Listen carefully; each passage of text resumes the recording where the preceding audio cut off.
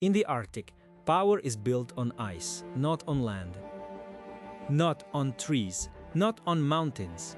Here, the ground itself appears and disappears with the season. For months, the ocean hardens into a white hunting platform. Then the sun returns, the cracks widen, and the kingdom begins to break apart. This is the world of the polar bear. A hunter so strong it can pull a seal from the edge of the sea, so patient it can wait for hours beside a single breathing hole. So perfectly matched to the frozen north that even its silence feels like part of the landscape. But the bear does not truly rule the Arctic. The ice does. And every year, that frozen kingdom is becoming harder to hold. Far out on the sea ice, a female polar bear moves across a field of white. Behind her, two cubs follow in uneven steps. They are still learning the shape of this world. They know the sound of their mother's movement. They know the safety of staying close. But they do not yet understand the rule that controls every life around them. In the Arctic, survival depends on being in the right place before the ice changes.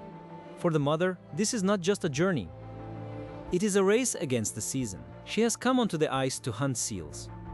Not because seals are easy prey, not because the ocean gives them willingly, but because seal fat is the fuel that makes a polar bear possible.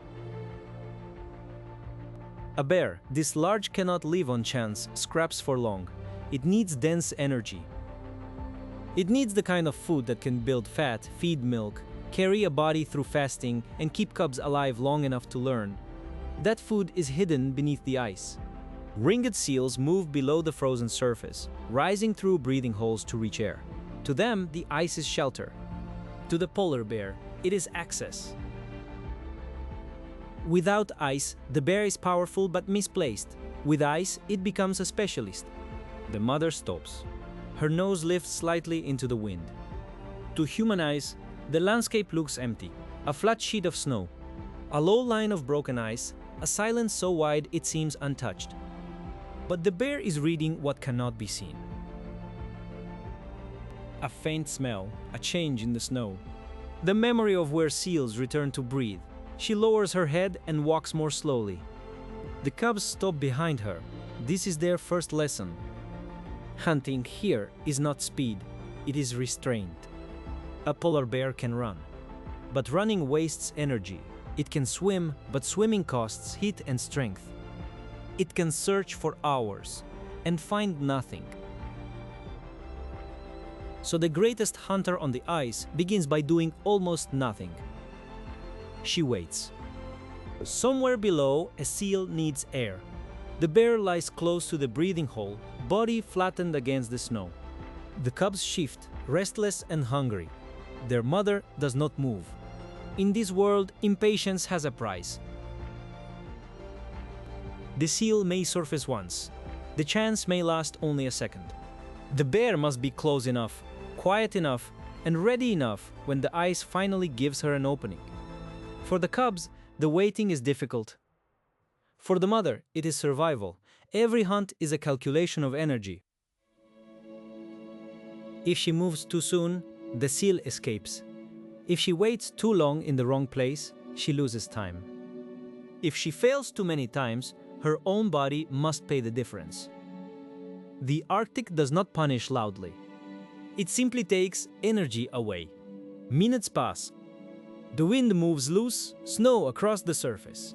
Then the bear rises. A sound from below, a movement at the hole. The strike is sudden, but the story behind it is slow. Hours of searching. A nose built for distance, a body built to hold heat, a mind shaped by repetition, patience, and risk. This time, the seal escapes. The hole goes still again. For the cubs, nothing has happened. For the mother, something has changed. She has spent energy and gained none. The frozen kingdom has tested her, and the debt remains open. She moves on. The cubs follow across the ice. Other hunters are facing the same season. A male polar bear patrols a distant ridge of pressure ice. He is larger than the female, heavier, stronger, more imposing. But strength does not make seals appear. he too must find openings. He too must follow scent. He too must wait at the border between air and water. In another world, size might mean control. Here, size means hunger on a larger scale. The bigger the body, the greater the need. The male can overpower many animals, but his real opponent is not a rival bear. It is time. Spring is moving beneath his feet. The sun stays longer above the horizon. The snow softens. Dark leads of open water begin to cut through the white. The ice is still here, but it is changing from a road into a maze. For seals, this change can open escape routes. For bears, it can close the season. The mother reaches a stretch of broken floes. The cubs hesitate. Between them and the next solid ice lies dark water. A polar bear is a strong swimmer, but cubs are small. Cold water drains them quickly. A crossing that means little to an adult can become a real test for young bodies. The mother enters first. The cubs follow. Their paws beat against the water. Their heads stay high. The distance is not great, but the lesson is clear. When ice breaks, even movement becomes expensive. They climb onto the next floe wet and shaken. The mother does not rest long. The season is not waiting for them. The best hunting period comes when seals are tied to the ice, when breathing holes, snow layers, and frozen edges make their movements predictable. But as the ice thins and retreats, that predictability fades. A bear can still search, a bear can still scavenge. A bear can still survive for a time on land. But land is not the heart of its hunting system. The bear's body was not built for berries, eggs, grass, or scraps as a main strategy. Those foods can matter in certain places and certain seasons. They can buy time, but they do not replace seal fat. The mother's cubs need milk. Milk comes from her reserves. Her reserves come from successful hunting. Successful hunting comes from ice. This is the chain. Break one link, and the pressure moves through everybody in the system. The cubs are playing now, rolling against each other in the snow. Their movements look careless, but even play has a purpose. They test balance. They test strength. They learn how bodies meet, push, resist, and recover. One day, these movements may matter in a fight, a hunt, or a dangerous crossing. But childhood on the ice is short. The world they must learn is changing before they are ready. The mother leads them toward a ridge where the wind has piled snow over old pressure ice. There may be seal dens nearby. For ringed seals, snow above the ice can hide their young. For polar bears, those hidden spaces can become rare chances. The mother slows again. She listens through her feet, through the ice, through the silence. Then she begins to dig. The cubs watch. This is another method of the frozen kingdom. Some hunts are ambushes at breathing holes. Some are slow approaches across open ice. Some are searches for dens hidden under snow. Every technique depends on the same foundation. There must be ice strong enough to hold the seal, snow deep enough to build shelter.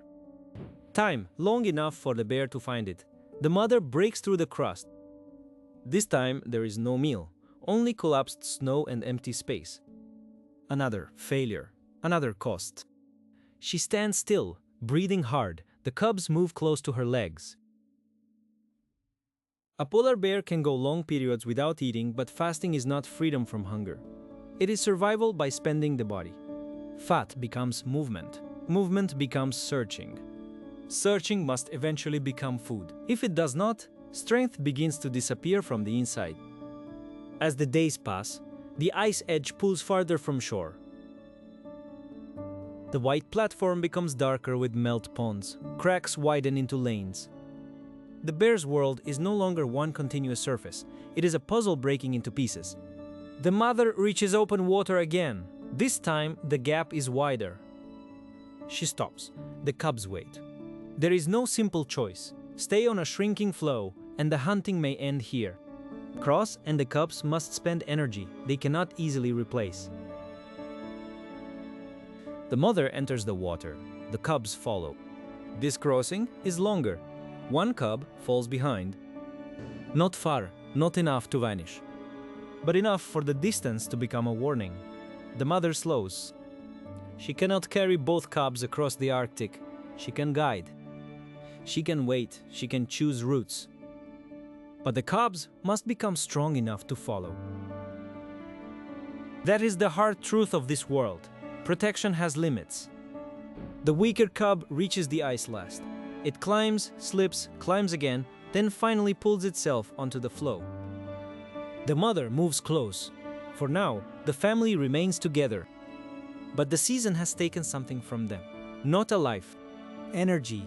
And in the Arctic, energy is the quiet currency behind every visible drama. By early summer, many bears are forced toward land in regions where the sea ice retreats. On shore, the world is different. There are smells, bird cliffs, carcasses, human settlements in some places, plants, stones, mud, and waiting. But for many polar bears, land is mostly a place between hunting seasons. A place to endure. The mother and cubs reach the coast. Their white bodies stand out against dark rock and brown tundra. The frozen kingdom has become a memory offshore. The cubs explore, sniffing at kelp and stones. The mother scans the shore. She may find something, a carcass. Eggs, a small opportunity. But each substitute carries a limit. The bear's main hunting machine is built for ice. Her paws spread weight over snow. Her fur and fat protect against cold water. Her patience matches the breathing rhythm of seals beneath a frozen roof. On land, she is still powerful. But power without the right system becomes less efficient. This is the central wound of the story. The polar bear is not losing strength first. It is losing the world that makes its strength useful. Weeks pass. The cubs grow thinner but more alert. They learn the shoreline. They learn when to move away from larger bears. They learn that hunger changes behavior. A large male appears along the coast. The mother sees him before the cubs do. He is not evil. He is not a villain. He is another hungry body in a narrowing season. When food is scarce and bears gather on land, distance matters. The mother turns her cubs away. There is no fight. There does not need to be. Avoiding danger is also survival. The family moves along the shore, giving ground to the larger bear.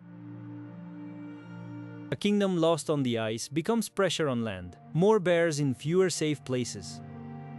More waiting, more risk around every possible food source. The Arctic has not become empty. It has become less predictable. And unpredictability is dangerous for a specialist. Then, far offshore, the first signs of change return. Autumn begins to pull heat from the water. Nights lengthen, the surface cools. Thin ice forms in sheltered places. For a polar bear, freeze-up is not just a season. It is the reopening of a road. The mother senses the change before the cubs understand it. Her movement shifts. She spends more time near the coast, watching the water. The cubs are older now. Not safe, not skilled, but stronger than when they first stepped onto the spring ice. If they can reach the next hunting season, their chances improve. If freeze-up comes late, the wait grows longer. This is the new uncertainty. The old rhythm was never easy. The Arctic has always been harsh. Cubs have always faced danger. Hunts have always failed. Seasons have always tested the bears. But now the timing itself is changing. Ice can melt earlier, freeze later, stay thinner, break in different places. The bear's ancient strategy still works when the platform exists. The question is how often, how long, and for whom. At last, new ice begins to spread from the shore. It is thin at first, too thin for certainty. The mother steps onto it carefully, one paw, then another. The cubs follow the same route, placing their feet where hers have already tested the surface. This is inheritance in its simplest form, not a lesson spoken. A path pressed into new ice, the family moves away from land. Ahead lies the possibility of seals, breathing holes, and the return of the hunt. Behind them lies the shore where strength had to become patience, and patience had to become endurance. The frozen kingdom is not gone forever. Not yet, but it returns changed. Later than before in many places, thinner in many places, less reliable than the world that shaped the bear. The mother stops at the edge of a new lead. Cold air moves across the water. Somewhere below, seals will return to breathe. Somewhere under the ice, the old relationship between hunter and prey will begin again. The cubs stand beside her. They have survived one broken season.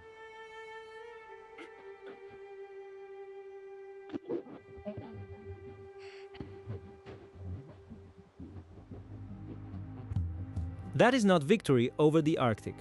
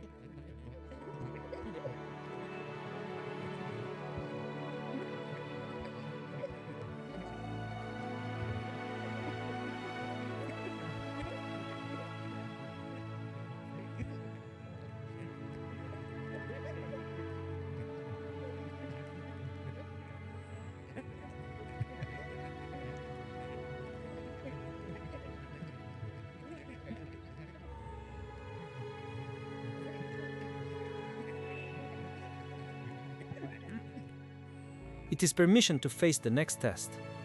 The polar bear remains one of the most powerful hunters on Earth.